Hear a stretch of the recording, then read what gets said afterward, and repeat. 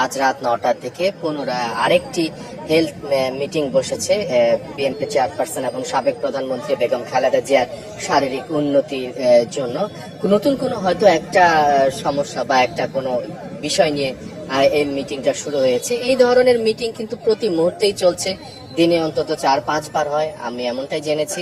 এবং এই মিটিং গুলোর উদ্দেশ্য হচ্ছে যে যখনই বেগম খালেদা জিয়ার শারীরিক অবস্থায় নতুন কোনো বিষয় মাথা চাড়া দিয়ে ওঠে, তখনই কিন্তু আসলে মেডিকেল বোর্ডের চিকিৎসকরা এই ধরনের মিটিং করেন। আপনি জানেন যে এই সময় মেডিকেল বোর্ডের চিকিৎসকদের সাথে যুক্তরাজ্য এবং চায়নার একটি পারদর্শী চিকিৎসক দল আছে।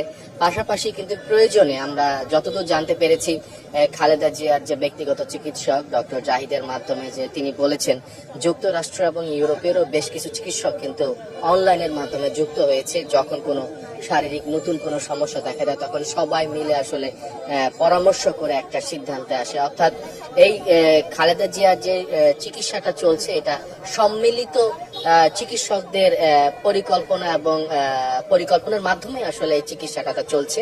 এখনো সর্বশেষ যেটা আমরা জানতে পেরেছি, তিনি এখনো নিবিড় পর্যবেক্ষণে আছে, শারীরিক অবস্থা স্থিতিশীল আছে।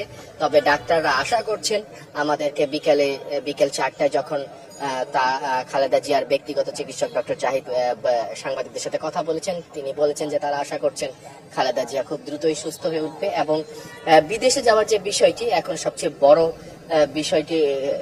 বিদেশে যাওয়ার বিষয়টি আসলে চেষ্টা করছেন।